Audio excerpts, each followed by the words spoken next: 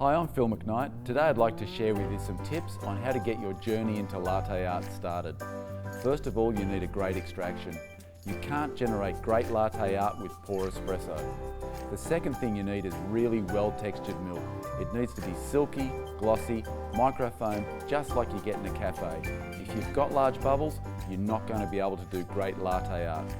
So first of all, I want to show you the basic patterns, which is the dot and the heart.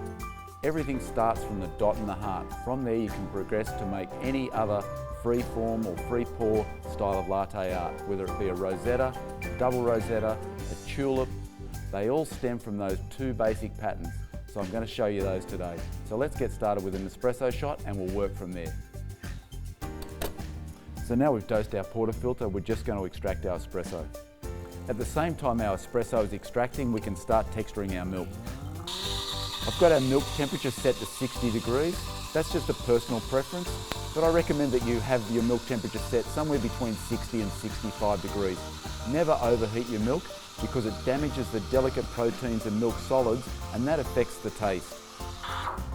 So our milk's at 60 degrees.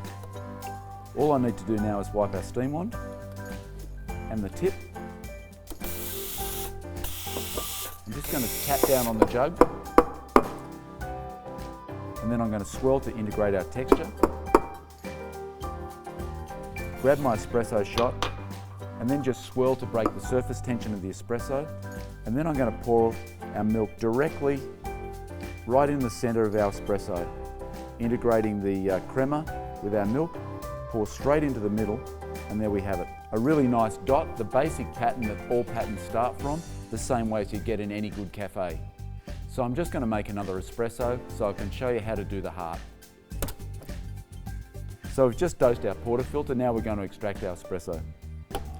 I like to start texturing the milk as soon as the espresso starts to pour.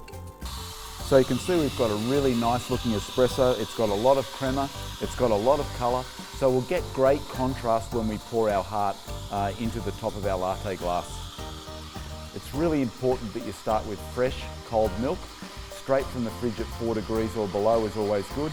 And if you want a bit of extra texture, a really handy tip is just to have the jug also in the fridge with the milk, so everything is really cold. So our milk is up to temperature 60 degrees. All we need to do now is drop down our jug, wipe our steam wand and our tip. We just knock down our jug and then swirl quite vigorously. We just want to integrate all that really nice texture that we've just created. Grab our espresso shot and all we do is just tap down and then we're going to swirl to break the surface tension of our crema.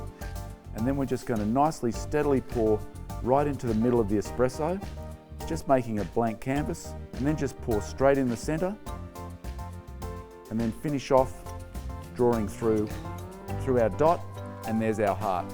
It's as good as you'd see in any great cafe. So just remember, great latte art always starts with a great shot of espresso and really well-textured microfoam milk, just like you get in a cafe. Very difficult to get from an automatic machine, very simple to get from your Oracle.